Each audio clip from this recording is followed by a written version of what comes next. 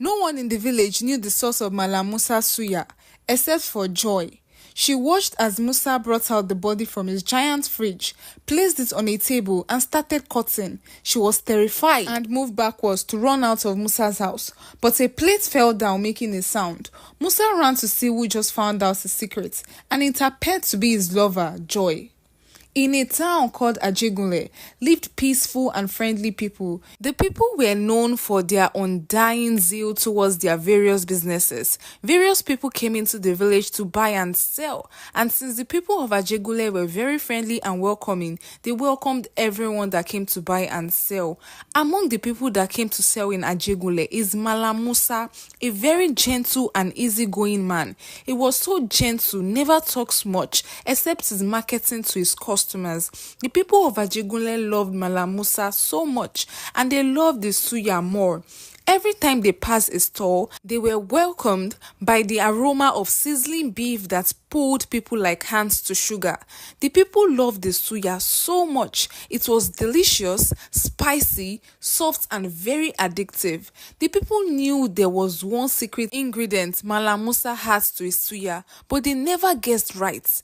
Malam Musa had so many competitors because of his suya. Ever since they came into the town several years ago, the people abandoned their old suya vendors and made him their favorite. The old suya vendors were so angry, but when they ate a suya, they knew why the people chose him over them.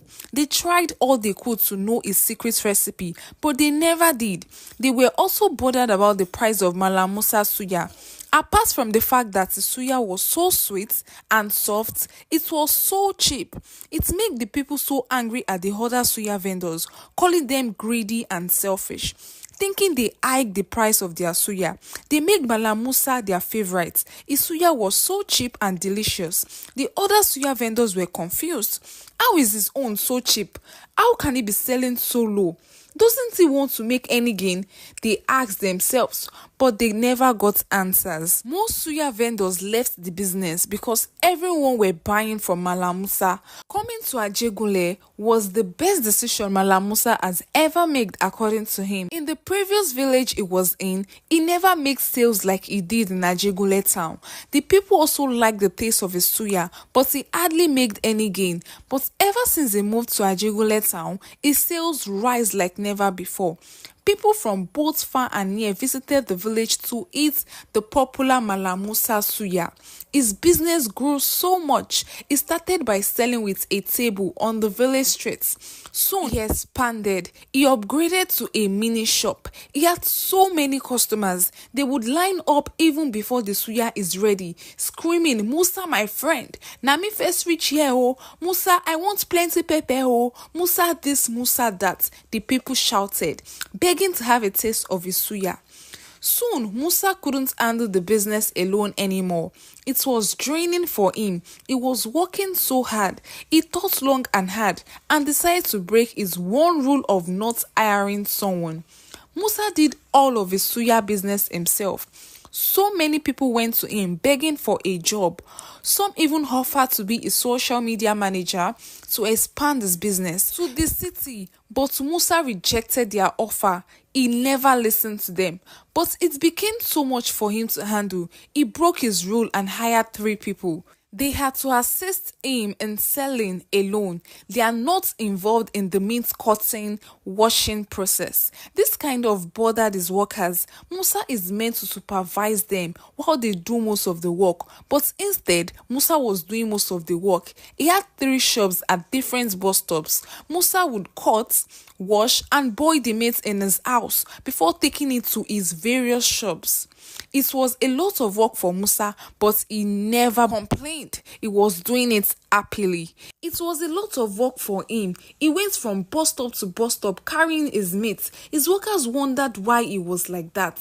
It kind of slowed down the speed of the business because it took so much time for him to bring the meat. And when it gets finished, they have to wait for him to bring another batch of boiled meat to the shop to be used as suya. His workers decided to have a meeting with Malam Musa, and so one day they did. Oga, we love your work well well, and thank you say you give us this opportunity because we know say you no wan hire anybody before, but we feel say you suppose dey rest at this stage. We go take over, we go market go buy the meat, we go cook am, do everything for here, so you no go dey bother yourself, and like that the business go dey fast well well.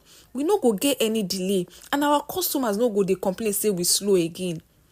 My dear workers, Malam Musa replied, I thank you now well for una hard work, but make una no worry. I go take care of am.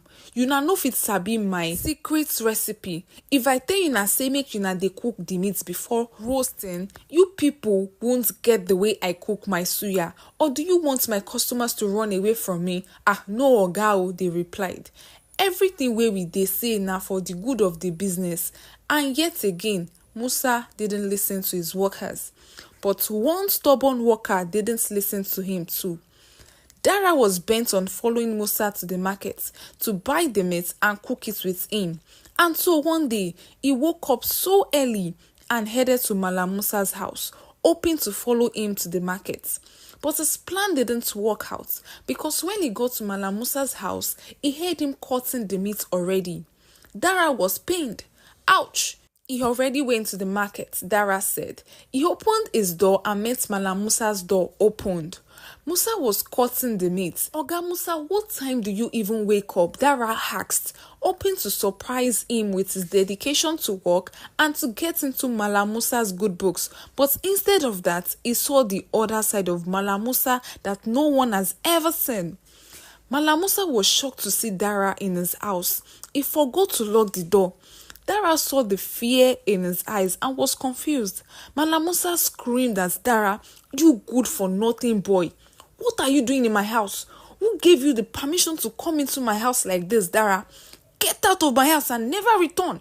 And yes, you are fired. I don't ever want to see you in my shops. How dare he come to my house and ask me what time I wake up? Dara was shocked. He was confused. What did I do wrong? He asked himself. He was only looking out for the good of the suya business, but he got fired instead. Dara was heartbroken. Weeks later, he got a job in another suya spot, the second best suya spot in the village. Bashiru, the CEO of the second best suya spot in the village, was surprised as to why Musa fired Dara like that. After Dara told them the story of how he was fired, Bashiru started wondering, something is wrong with Musa. His ways are not clean. He has known this for a very long time, but had no proof. Dara's encounter with him proved that something is definitely wrong. I will get to the bottom of this, Bashiru said, consoling Dara. It was the chief's birthday. The people dressed in their favorite attire and headed to the palace to celebrate.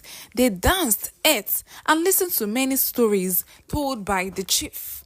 The chief hired Musa as a suya man that day. So many people came to the town because of the chief's birthday. On his birthday, he gives out free food and gifts. They were all looking forward to eating Musa suya, especially when it's free. Musa was totally drained that day. He worked so hard without rest. After he delivered the boiled meat to his workers, he left the chief's party and went home to rest. Musa was fast asleep when he started hearing, he buys humans. Is that why Isuya is so cheap? What sort of teeth is that? It looks like a human teeth. He thought he was dreaming until he heard a very loud bang on his door. He opened and saw so many villagers throwing sand at him. Malam Musa, tell us the truth. Whose teeth is that? Who did you buy? He became scared and confused as well. The people carried him and took him to the chief's palace. Malam Musa, ever since you came into this town, we've welcomed you and loved you like you are one of our own. Something happened while you were not here. We saw a teeth inside the suya you make. It looks like a human teeth. It doesn't look like that of an animal. So what do you have to say about this? The chief asked. My chief, I love this town like it's my own, and I'll never do such a thing, Malam Musa said, almost crying. This might be a prank or a setup by one of my competitors. As you all know that I have so many enemies in this town. Because of my business, they might have done this, my chief, Musa said, crying.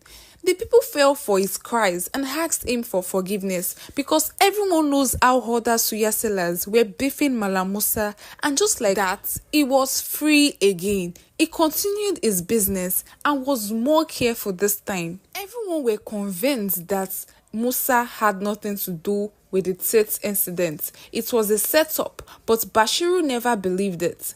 A year after the Meattt incident, Musa was on his way to his shop when he sighted a very beautiful lady, a diva, the most beautiful lady he has ever seen. It was love at first sight. The lady Joy laughed at Musa. His mouth was opened and he kept staring at her. Are you going to ask for my number or not? Joy asked Musa. Yes, please. Can you give me your contact? She gave it to him and she smiled, saying, you owe me a lot of suya, Musa. Do you know me? Musa asked excitedly. Yes, I do. You are the most famous suya seller in this town. So why won't I know you? Musa smiled, watching her leave. That was the beginning of Musa's love story. He loved Joy so much and did everything to make her his. Joy eventually agreed to be his girlfriend, and they started moving around together as a couple. News spread round about Malam Musa's love story. The people were happy for him. It was very genuine on Musa's part, but Joy's love wasn't. And no one knew because she wore a love mask. She was always pretending to be in love with Musa. And Musa did everything for Joy. He bought her so many luxurious gifts. When he met Joy, her dress sense was so bad, but Musa changed her life around. He gave her so much money even if she didn't ask for it. He made Joy a secretary. He was madly in love with her. Some people were even jealous of their love story, as Musa's public display of affection was too much.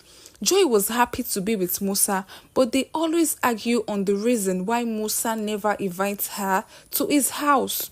My house smells like rotten meat, Joy. I can't let you come there, Musa would always say. But Joy would always respond saying, I don't care about that. Don't worry, okay? Very soon I'll buy a house in your name and then we can spend so much time there together. Just the two of us, okay? That was his excuse all the time. Joy was used to it. One day, Joy decided to take action. She dressed up and headed to Musa's house. She got there and brought out the key she had stolen from him.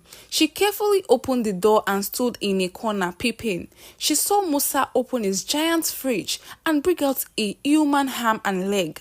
Inside the fridge were different heads of both men and women. Joy was shocked. She had prayed so hard for the rumor not to be true.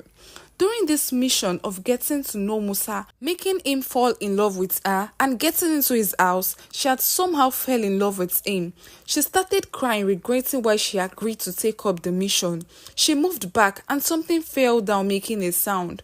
Musa ran towards that direction and saw that the one who just caught him is his lover. His eyes became red instantly. He couldn't move. He stood still. Why did you do it? Joy managed to say with tears rolling down her eyes. He had no answer. Joy ran out of the house to Bashiru's house, where she revealed everything she saw in tears. Bashiru immediately went to Musa's house with his men. They saw different human heads inside his fridge, different eyes and skeleton. They took Musa to the chief's palace. He confessed to have been using human meat as suya. He lured homeless women, men and kids into his house, promising to give them free food and shelter. The old villagers were shocked. They've been eating human meat all along. They tried vomiting, but how? They've been eating the suya for so many years now. Musa was arrested and sentenced to life imprisonment. Joy cried so much. She went for a secret mission, but she fell in love instead. And ever since that day, suya was banned in the town of Ajegunle. The end. Be careful of where you buy your suya. Sorry guys, this is it about this story. Please tell me your experiences with suya and stuff. Not only suya, but food that you've bought outside and how it went. Like rumors about food. Like some people, they'll say they bought food from a ghost. Now this one, it was using using humans as suya. So let me know what you feel about the story in the comment section. Please do not forget to like this video, support us by dropping a comment in the comment section, and as usual I'll reply because I love you guys so much, and I appreciate you for watching my videos, for constantly replying and watching and referring, sharing to people here, because I believe you guys are doing that. So thank you so much, and see you guys on my next story. Thank you. Bye. I love you all.